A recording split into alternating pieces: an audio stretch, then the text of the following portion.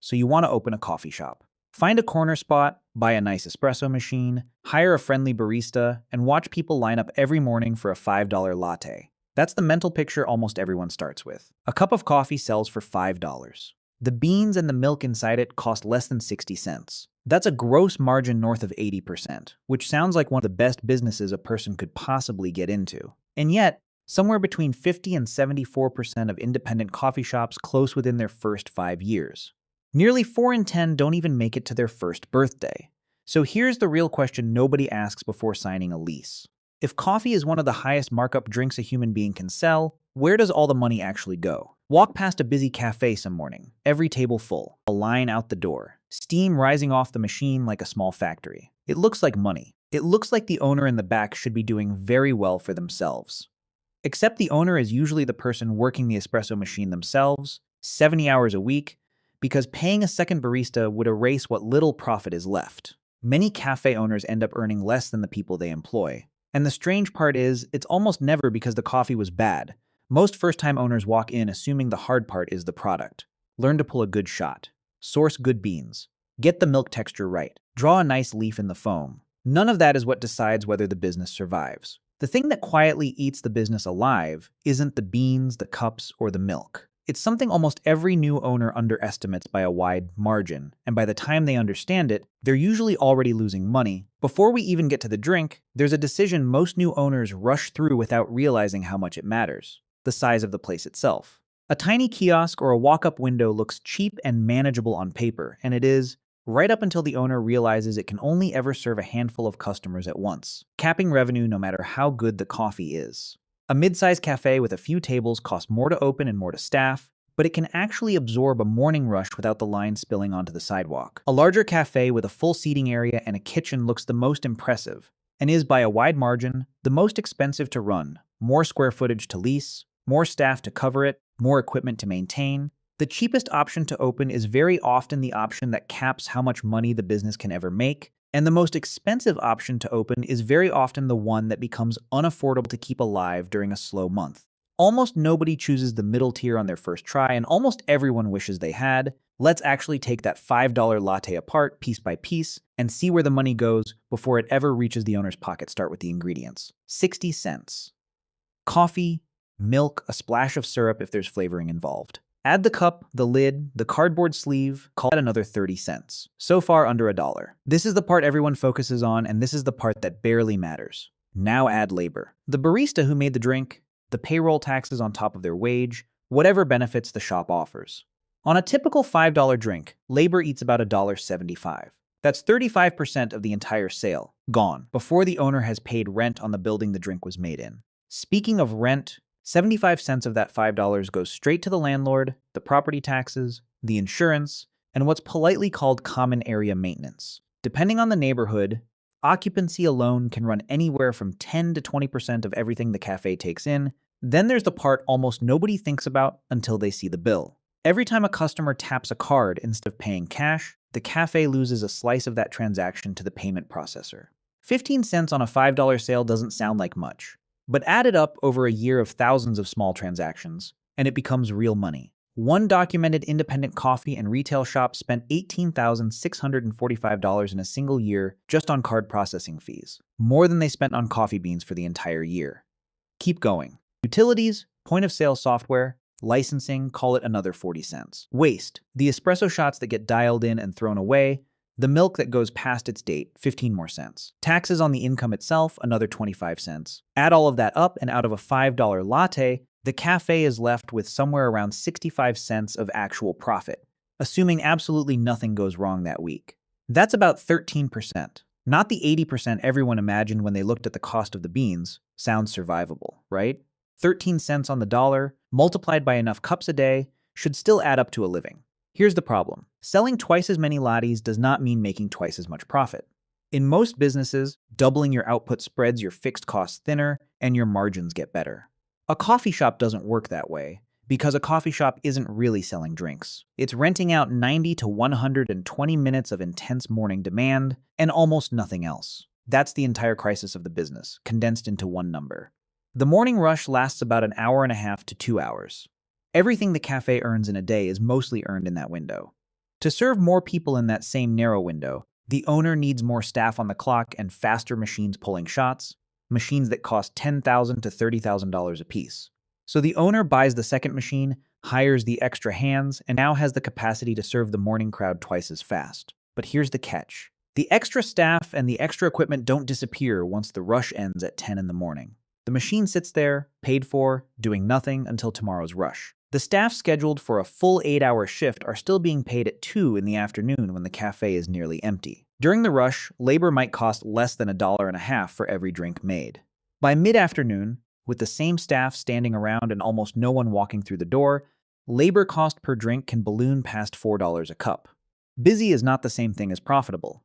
A cafe can look packed every single morning and still lose money every single month because the cost of being ready for the rush doesn't turn off when the rush does. So chasing more customers isn't the answer.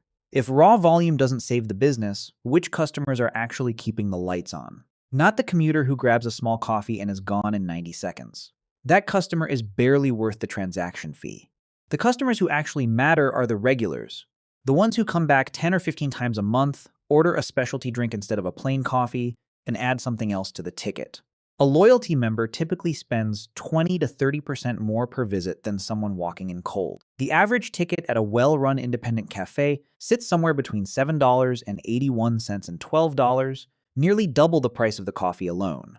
That gap between one drink and one drink plus something else is where the real profit lives. Break the customer base down into rough groups, and the gap becomes obvious.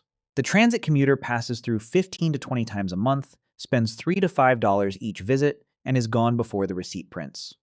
Over a month, that's barely $100 of total value. The loyalty regular comes in just as often, but spends $12 to $18 a visit because they're adding a pastry or a bag of beans to go, pushing their monthly value past $200, roughly double the commuter, for the same number of trips through the door. A remote worker who camps out with a laptop a few times a week might only visit 5 to 8 times a month, but orders more than one drink and a snack each time, landing somewhere in between. None of these customers cost the cafe anything extra to acquire. They're already walking in. The only question is which ones the cafe is actually built to capture, which is exactly why smart cafe owners obsess over getting a customer to add one more item. If a customer already buying a $5 latte also grabs a $4 pastry, the total sale just jumped 80%, without hiring a single additional employee or running the espresso machine any longer. This is why the menu is never arranged by accident. A $7 specialty drink placed at the top of the board makes the standard $5 latte look like the reasonable choice, nudging people toward upgrades and add-ons without a single word from the person behind the counter. And here's where it gets interesting. The item quietly outperforming the coffee itself is usually the pastry case. A croissant that costs about 55 cents to make can sell for $4.50. That's a food cost of roughly 12%, even better than the drink sitting next to it. The catch is how you get that pastry. Bake it in-house, and you capture the full margin, but you also need ovens, proofers, a dedicated kitchen, and a baker who has to show up at 4 in the morning, regardless of how many customers walk in that day. Buy it wholesale from a local bakery instead, and the margin drops to somewhere around 50 to 60%, still excellent. But the cafe avoids the cost of specialized equipment and overnight labor entirely. Push further into hot food, and the economics turn hostile fast. A single commercial exhaust hood alone can cost $10,000 to $20,000 to install, and once fire suppression systems and custom ductwork get added, that number can climb past $50,000. Add a grease trap, which can run anywhere from $2,000 for a small unit to $40,000 for one that requires cutting into the concrete floor, and a simple kitchen expansion turns into one of the largest expenses in the entire business. This is exactly why the most disciplined specialty cafes deliberately keep their food menu small. Every extra item on that menu is either money in the register or spoiled inventory in the trash by closing time, and there is very little room in between. If the product mix alone can't explain who survives and who doesn't, maybe the real business decision was made before the first customer ever walked in. The address: 2 cafes can have identical menus, identical espresso machines, identical branding, and produce completely different results, simply because one sits on the correct side of the street and the other doesn't. Foot traffic decides almost everything. A location next to a subway stop or inside a dense office corridor captures customers who were already walking past anyway, at almost no marketing cost. A corner unit often costs 50% more in rent than the space next door on the same block, and it's usually worth it because a corner catches foot traffic moving in two directions instead of one, along with far better visibility from the street. Commercial leases rarely stop at the base rent number posted in the listing. Most are structured on what's called a triple net basis, meaning the tenant also covers a share of property taxes, building insurance, and maintenance on top of rent, sometimes adding several dollars per square foot every year before a single cup of coffee is sold. And in busier retail corridors, landlords often add what's called a percentage rent clause. Once the cafe's sales cross an agreed threshold, called the breakpoint, the tenant starts paying the landlord a slice, often 5 to 8% of every dollar earned above that line, on top of the base rent already being paid. If a cafe pays an annual base rent of $150,000 under a 5% clause, the natural breakpoint sits at $3 million in yearly sales. Push past that, and every additional dollar sold gets taxed twice, once by the government, once by the landlord. Sign a lease with the breakpoint set artificially low, and an inexperienced owner can end up handing over a percentage of sales long before the business has actually turned a real profit. These leases typically lock an owner in for 5 to 10 years, usually backed by a personal guarantee, meaning if the cafe fails, the debt follows the owner personally, not just the business. Pick the wrong corner or sign the wrong lease terms, and there is often no fixing it later. You simply ride it out. For a suburban location instead of an urban one, the same logic shows up in a different form. It's not foot traffic that matters most, it's the parking lot. A commuter deciding whether to stop for coffee on the way to work will happily drive several minutes out of their way for a location with easy in and out parking, and will just happily skip a closer option if it means fighting a difficult left turn across oncoming traffic. The product hasn't changed at all between those two locations. Only the 3 seconds it takes to decide whether stopping is worth the hassle. Even with a perfect location locked down, there's still one more wall standing between the idea and the first customer: the cost of actually building the place. Most first-time owners budget for furniture, paint, and a nice espresso machine, and stop there. The real number is far larger. A small kiosk can open the doors for around $83,000. A full sit-down cafe, done properly, often runs past $400,000, and sometimes closer to $500,000. Equipment and machinery alone can run $20,000 to $80,000. Plumbing, electrical upgrades, and structural build-out, the unglamorous part nobody photographs for the opening day post, can cost anywhere from $20,000 to $150,000, depending on what the building looked like before the cafe moved in. Add furniture, signage, a security deposit, licensing, a website, and 3 to 6 months of working capital to survive before the business breaks even, and the number keeps climbing. An espresso machine needs its own dedicated high-voltage electrical line and direct plumbing with filtration. The kind of installation that turns a simple space into a construction project. And even after the money is spent, city inspections and permit approvals routinely take 2 to 6 months. If the lease only came with 60 days of free rent, the owner is now paying full rent on an empty, unfinished space for months before serving a single customer. Running out of cash before opening day, not a lack of customers after opening day, is one of the single most common reasons these businesses fail before they ever really begin. And even once the doors are open, revenue flowing, staff trained, one bad week can undo months of work. Picture it. The main espresso machine's pump fails during the Tuesday morning rush. The same morning, the lead barista calls in sick. The walk-in refrigerator's compressor dies overnight, and by the time anyone notices, hundreds of dollars of milk has gone warm. On top of it, the weekly delivery of cups is delayed because of a supplier issue.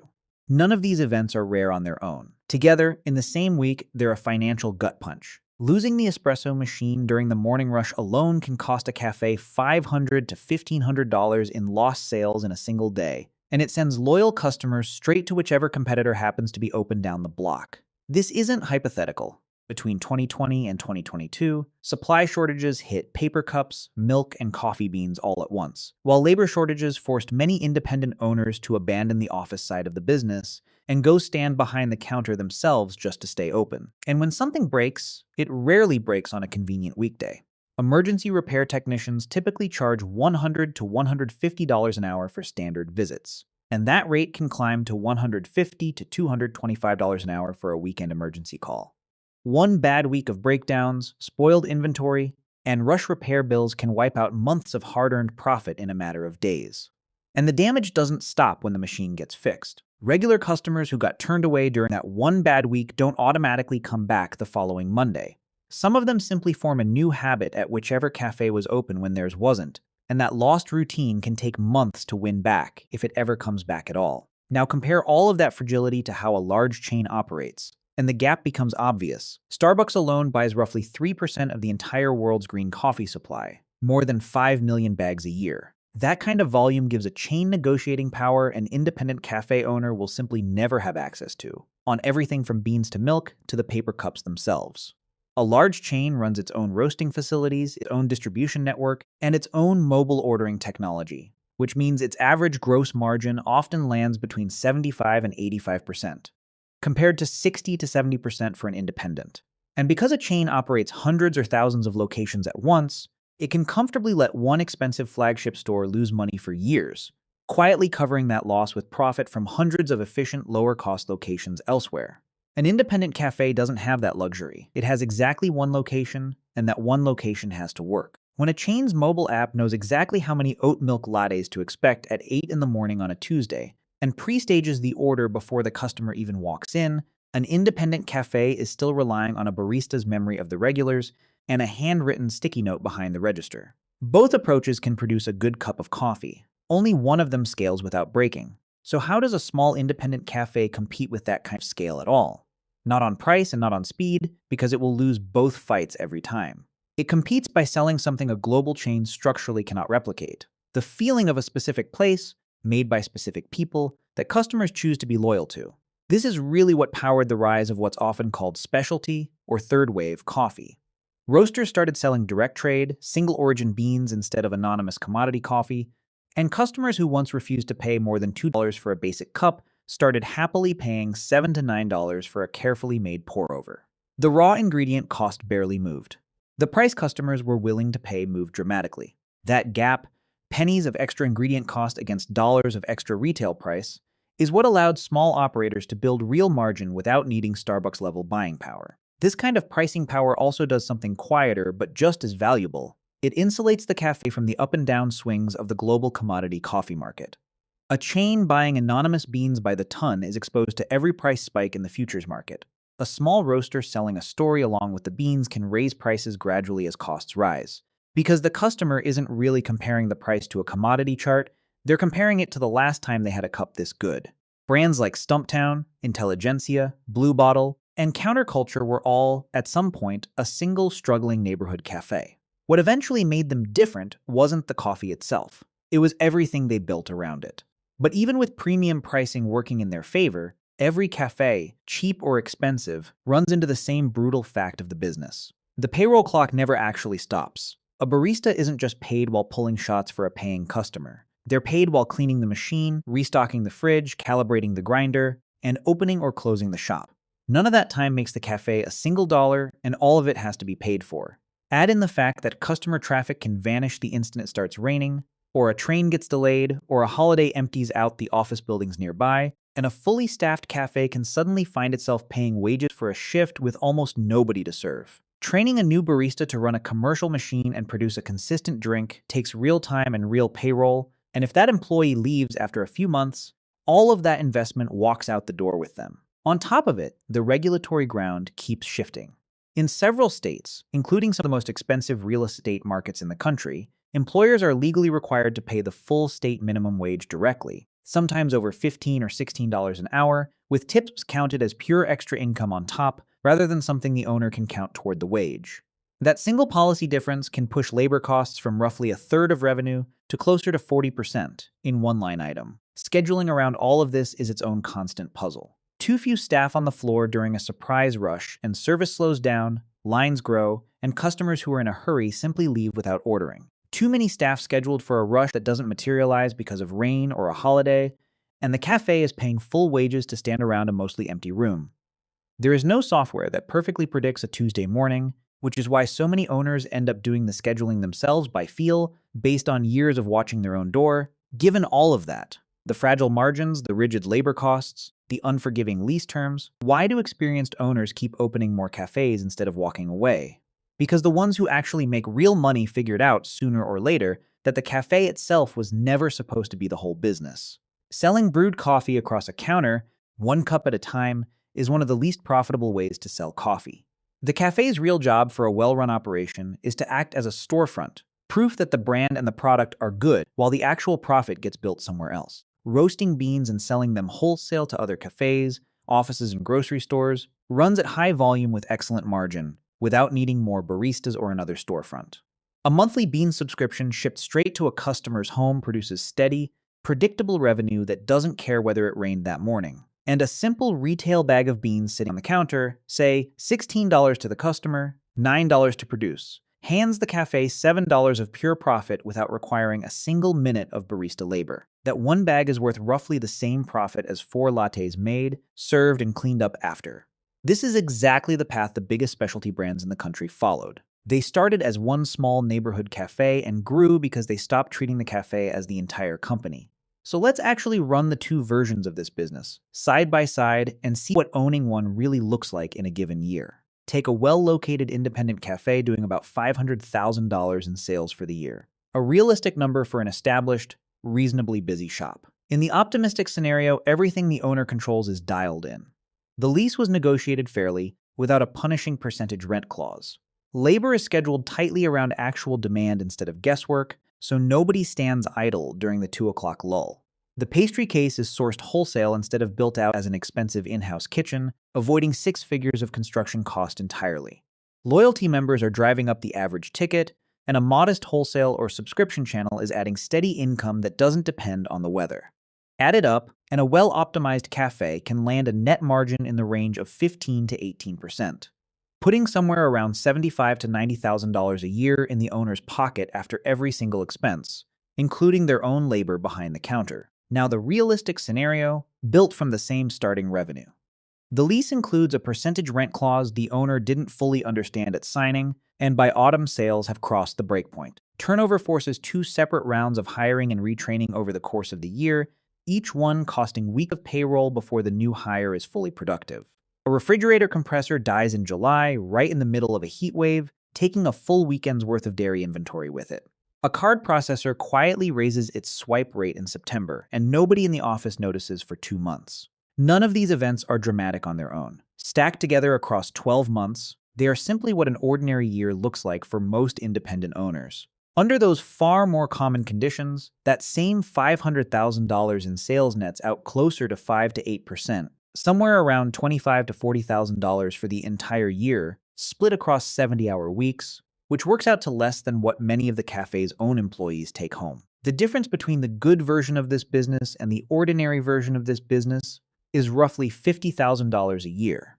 And that gap is decided almost entirely before opening day by the lease that gets signed, the equipment that gets bought, and the staffing plan that gets built long before a single cup of coffee is ever poured. So the next time a $5 latte gets handed across a counter, the coffee inside it was never really the product being sold. The real product was always the real estate, the labor schedule, the lease terms, and the handful of decisions the owner made months before opening. And coffee was just the thing customers were willing to line up for every morning to pay for all of it.